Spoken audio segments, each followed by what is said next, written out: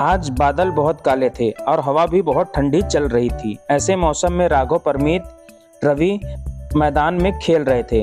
रवि के दादाजी सभी बच्चों को खेलते हुए देख रहे थे। वे उन बच्चों को देखकर बहुत खुश हो रहे थे।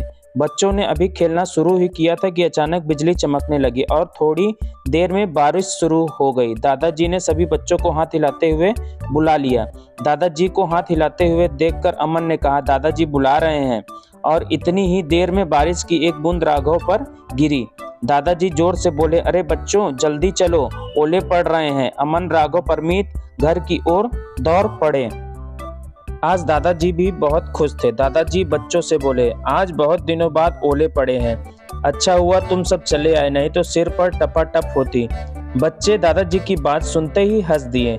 देखते ही देखते बरामदे के आगे का खुला स्थान ओलों से भर गया। इन बच्चों में से एक बच्चे ने दादाजी से पूछा, दादाजी ये ओले क्या होते हैं?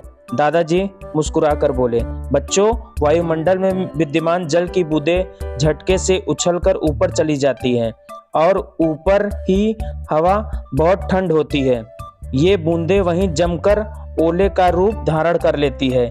इसी प्रकार हवा के झोंके इन्हें और ऊपर उछाल देते हैं। इन ओलों के ऊपर बर्फ की और परतें जम जाती हैं। कुछ भारी होने पर ये ओले नीचे की ओर गिरने लगते हैं।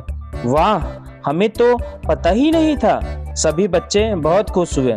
फिर दादाजी ने सभी बच्चों से पूछा, क्या तुमने पाला पड़ते देखा है? पाला? सभी बच्चे एक साथ बोले। दादाजी ने कहा, सर्दियों में तुमने देखा होगा कि खेतों में सुबह सुबह बर्फ की चादर सी दिखाई देती है, यही पाला है जब ठंड अधिक पड़ने लगती है। वाह दादाजी, यह भी जल का एक रूप ही है, बच्चे बोले। फिर दादाजी बोले, बच्चों जल ही जीवन है और इसके कई रूप हैं। इतनी सी देर में रवि दादाजी के लिए गर्म गर्म चाय लेकर आया और अपने दोस्तों के लिए पकौड़े। सारे बच्चे बहुत खुश थे क्योंकि दादाजी उनको बहुत अच्छी अच्छी बातें बता रहे थे।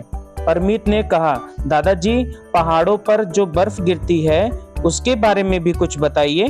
दादाजी यह सुनकर मुस्कुराए और कहा, परमीत पहाड़ ऊंचाई पर होते हैं ना, सो वहाँ ठंड भी अधिक होती है और शीत ऋतु में और भी ठंड बढ़ जाती है। इसके कारण वायुमंडल में भाप बर्फ के रूप में बदल जाती है। यही बर्फ जब पहाड़ों पर बरसती है तो इसे हिमपात कहते हैं। अब ओले पड़ना बंद हो गए थे, सिर्फ हल्की फुल्की फुहारें रह गई थी। बच्चे ऐसे मौसम में स्वाद से पकौड़े खा रहे थे और बूंदों की